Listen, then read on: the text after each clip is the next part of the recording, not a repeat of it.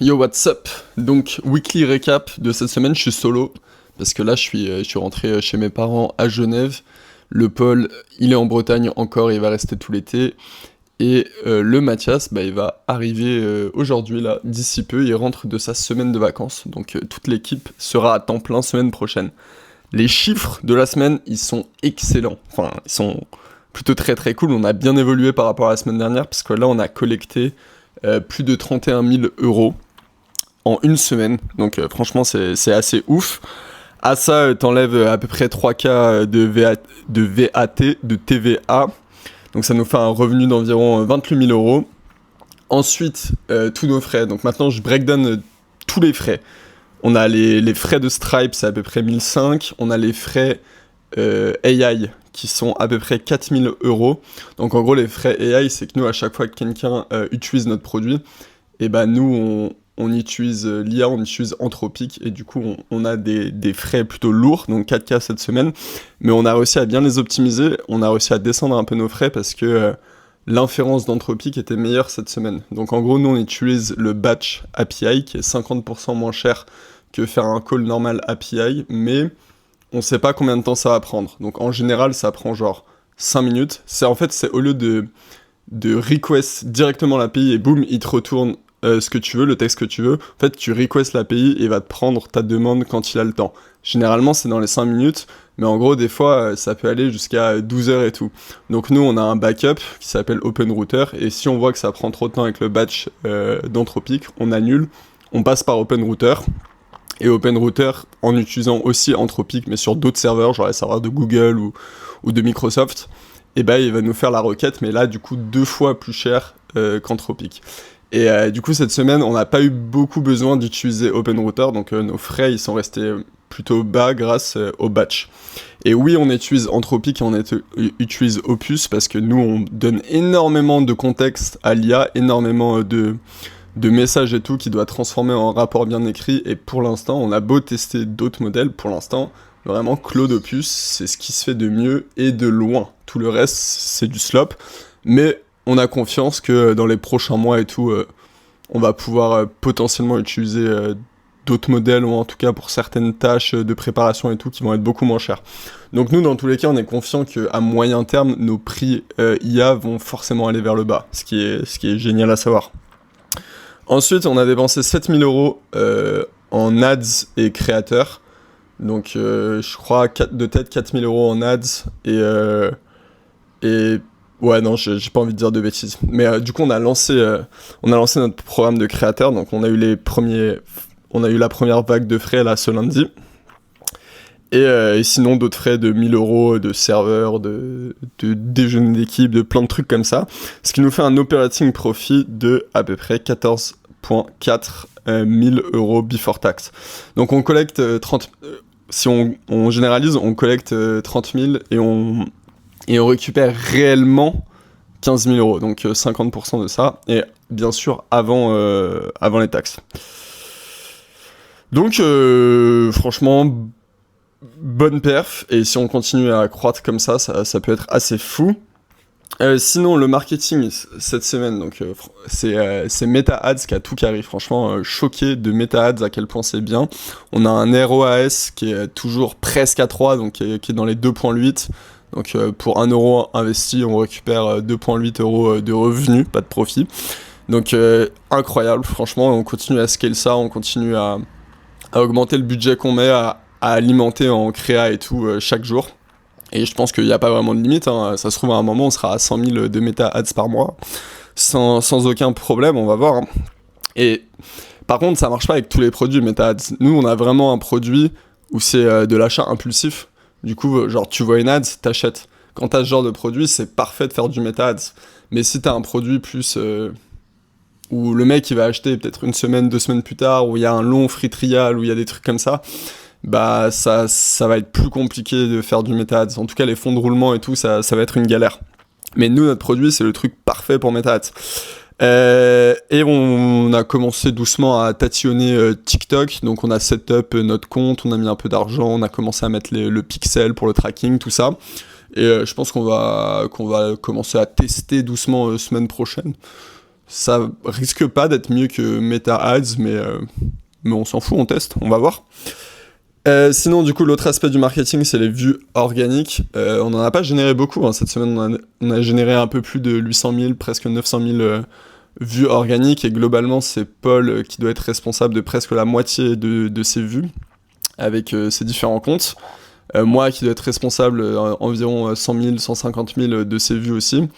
Et une créatrice qui a fait première vidéo qu'elle poste, elle fait presque 180 000 vues ou un truc comme ça en une vidéo première qu'elle poste. Donc franchement c'est assez cool et ça a mis une bonne vibe dans le groupe des créateurs, parce que maintenant on a environ 8 créateurs qu'on commençait, dont au moins 6 qu'on commençait à poster dès lundi. UK, US, Canada, Colombie, une qui est basée en Belgique mais qui parle full anglais et qui est ukrainienne. Donc franchement trop cool, et c'est marrant de voir les différents profils dans le programme du GC qu'on est en train de faire. Par exemple, on en a une qui s'appelle Véro, genre méga active, qui envoie des vidéos, qui réagit dans le groupe, genre ce genre de profil, c'est incroyable. T'en as une qui est à peu près similaire, celle qui a fait 180 000 vues, genre trop cool, et tous ils ont déjà fait des millions de vues pour d'autres énormes entreprises et tout. On les a parce qu'on les paye très bien. Donc faut savoir que c'est pas des débutants, quoi. Sinon on a un autre, on l'a payé. Nous on paye grave bien parce qu'on paye même pour chauffer ton compte. Donc on te paye une semaine où t'as juste à scroller sur TikTok 10 minutes, et ensuite on te paye ta première semaine où tu postes du contenu. Nous il y en a un, il répondait pas trop et tout, mais grave cool, il a déjà fait plein de vues pour plein d'entreprises. On l'a payé une semaine à chauffer ses comptes, il parlait pas trop dans le groupe et tout. On l'a payé l'autre semaine où il devait poster, il répondait pas trop, il a pas posté, tout ça. Puis après, il nous a dit qu'il avait des galères et qu'il va partir en vacances et tout. Donc on l'a payé un peu de 2 semaines dans le vent, mais normalement, il devrait, après sa semaine de vacances, se remettre et du coup commencer à poster sans on arrête de le payer, et juste il va poster, et après on va se remettre à le payer. Donc voilà, petite galère, mais tout ça pour dire qu'il y a des créateurs méga investis, ceux qui répondent vite, etc., c'est trop cool. Il y en a qui font un peu les morts. Mais on s'en fout, nous, je pense qu'on fera un tri toutes les 4 semaines ou un truc comme ça, et on verra bien. Sinon, Paul, il a commencé à tâter le terrain un peu pour des créateurs indiens, et brésiliens ou d'autres langues et tout, parce que nous, notre marché, c'est principalement ceux qui utilisent WhatsApp, et les énormes marchés WhatsApp, c'est l'Europe, c'est le Mexique, c'est le Brésil, c'est l'Inde, c'est le numéro 1, je crois, et aussi un peu les États-Unis, mais un peu moins, les États-Unis sont plus iMessage et tout. Sinon, niveau produit, moi cette semaine, du coup mon frère Mathias qui est principalement en produit, il était en vacances cette semaine, en train de se mettre une énorme murge quelque part au milieu de la campagne en France, genre 0 réseau et tout, avec environ 10 potes. Ça avait l'air incroyable en vrai, comme ça il a bien déconnecté et tout. Moi de mon côté, début de semaine, j'étais plus sur d'autres produits à tâter, je faisais essayer à des gens et tout, je faisais essayer à des couples, un produit un peu couple, tout ça. Et franchement, retour mitigé, mais plutôt bon retour, dans le sens où ça n'a pas laissé de marbre, et ça a créé de la réaction et tout. Donc ça, c'est cool. Mais sinon, fin de semaine, j'ai un peu laissé de côté pour me reconcentrer sur notre produit phare, aka Brandon, donc j'ai eu pas mal d'idées, pas mal de retours, pas mal de petites choses à implémenter, ou des choses que j'ai envie de tester et tout, pour vraiment améliorer le produit et tout. Donc là, sur la prochaine semaine, je pense que je vais me concentrer à fond sur Brandon, parce que vu le nombre d'idées que j'ai eues, il y a plein de choses à tester et tout. Évidemment, je pense pour 10 idées qu'on a, on en kill 9. Genre easy, ça sert à rien de faire un produit fat et gras avec plein de choses où tu comprends rien. Genre, mais du coup, nous, on teste nos idées, genre concrètement, soit on les implémente en production cachée un peu sous un autre URL, soit on les teste directement avec Claude ou des trucs comme ça, pour voir un peu ce que ça prend. Mais ouais, l'erreur, je trouve, c'est d'aller trop vite. En fait, si t'as une idée, tu l'implémentes direct, ce que tu peux faire avec l'IA aujourd'hui, et tu peux être un peu dans cette hype où ah putain, mon idée elle est trop cool, et en fait 3 jours plus tard tu te rends compte que c'est de la merde. Du coup, moi ce que j'aime bien faire, c'est quand j'ai une idée, je la note. Le jour d'après, je reviens dessus, je la re-regarde. Des fois, je suis en mode, ah, mais elle a chier cette idée. Des fois, je suis en mode, ah non, elle est cool cette idée, je vais la tester, je la teste, je re-regarde. Je laisse un peu passer le temps et j'essaie de pas griller des étapes. Donc voilà, plein d'idées produits. Est-ce que j'ai des idées à donner comme ça ? Plus des trucs, vu que nous, on demande le numéro WhatsApp des gens, vu qu'on leur envoie le rapport, le produit ensuite sur WhatsApp. plus des trucs de retargeting pour augmenter, pour que les gens repeatent un peu notre produit, etc., etc. Des idées comme ça. Et sinon, on a 3 produits dans notre produit. On a un rapport classique sur ta conversation, un rapport deep sur ta conversation, et un autre truc beaucoup plus spécial qui s'appelle le miroir et tout, qui est un peu différent. Et je trouve il est mal positionné en fait dans le flow, et du coup j'ai pas mal d'idées pour le mettre un peu différemment et faire un carton. Sinon, truc très sympa, c'est que mon daron il a fait tester le produit à un de ses potes qui est un entrepreneur basé entre l'Autriche et Dubaï, qui a une entreprise dans la crypto plutôt importante, etc., etc. Et il a il a surkiffé notre produit, genre il nous a donné une muraille de feedback super intéressant et tout, qu'on déclenché d'autres idées chez moi, donc trop cool. Et même il voulait investir, genre il a écrit noir sur blanc, genre je suis chaud de mettre 100K à une valo de 1 million. Donc franchement énorme pour l'ego, parce qu'en vrai on n'en a pas besoin de l'argent, on a un produit qui fait beaucoup de cash, on n'a pas beaucoup de coûts et tout, donc et c'est même pas vraiment une start-up ce qu'on fait actuellement, genre c'est un produit cool, fun, qui peut devenir gros, faire énormément de cash, mais voilà, ça reste ce que c'est, et du coup on n'a pas vraiment besoin de capital, des emmerdes de changer la cap table, tout ça, mais quand même très cool pour le storytelling. Voilà, sinon, est-ce que j'ai d'autres choses à dire? Non, je sais pas. Ah si, là, en gros, moi je kiffe ce format de faire des vidéos YouTube et partager un peu ce qu'on apprend la semaine. C'est encore mieux quand il y a d'autres gens avec moi, genre Paul et tout. Comme ça, on peut discuter de ça ensemble. Là, je suis solo, c'est pas très grave.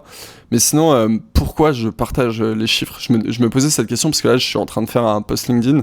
En gros, le but de mes posts LinkedIn, j'ai envie que YouTube soit un peu ma source principale, où je connecte avec d'autres gens qui me regardent, et faire une petite communauté de cracks, un peu de jeunes pirates, de jeunes sharks.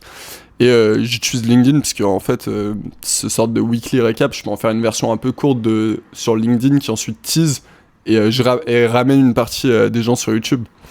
Donc, et pareil sur Instagram.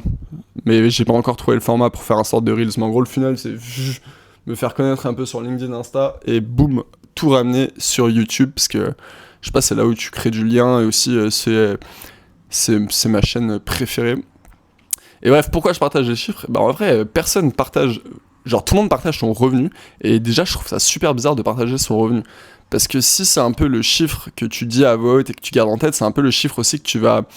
d'une certaine manière optimiser. Si tu dis à tout le monde que tu fais, je sais pas, 20 000 de revenus par mois, et bah du coup tu vas essayer d'optimiser ton revenu et qu'il soit plus haut semaine après semaine, mais alors qu'on s'en fout en fait du revenu que tu fais. L'important c'est le profit que tu génères, parce que c'est ça qui compte. Genre si tu fais 20 000 euros de revenus mais tu dépenses, t'es une marketplace ou un truc comme ça et t'as 90% qui part, bah dis pas ton revenu, dis ton profit, comme ça va être vraiment le chiffre que t'as en tête, que t'as top of mind et que tu vas essayer d'augmenter chaque mois.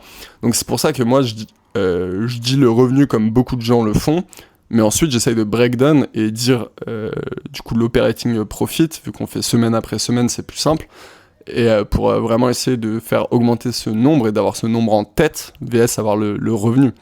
Toujours le nombre que tu dis à voix haute aux gens et que tu plus ou moins flex sur les réseaux sociaux, c'est le chiffre que tu vas essayer d'optimiser. Et moi, j'essaie d'optimiser le profit maxing.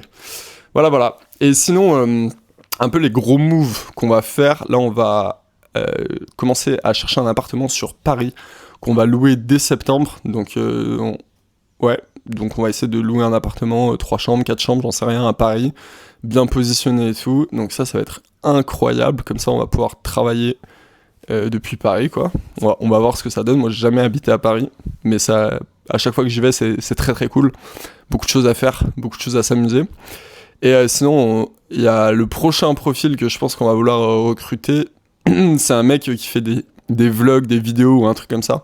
On a trop envie d'avoir un mec qui chill avec nous, enfin qui bosse avec nous. Je pense qu'on va commencer en freelance, comme ça sera plus simple.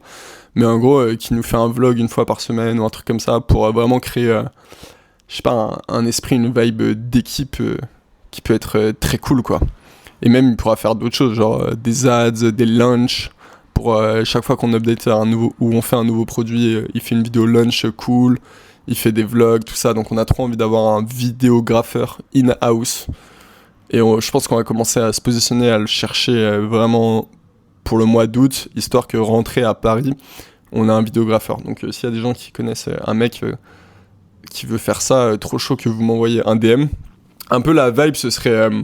les références qu'on a, c'est un peu Nude Project, genre les vlogs de Bruno Casanova, c'est incroyable. On a envie de faire un peu la même chose avec la team. Et aussi Ben Serra, celui qui fait Polsia. Il a un vidéographeur qui le suit et tout, qui fait des vlogs YouTube, mais aussi il met les vidéos, il met des sortes d'extraits vidéo sur X, sur LinkedIn et tout. Enfin, franchement, ce genre de branding, nous on kiffe trop et on a envie de reproduire la même chose. Et en plus, on est bon en vidéo et tout, donc je pense qu'on peut faire carton. Voilà. Ok. Bon allez, bazou, c'est tout pour cette semaine.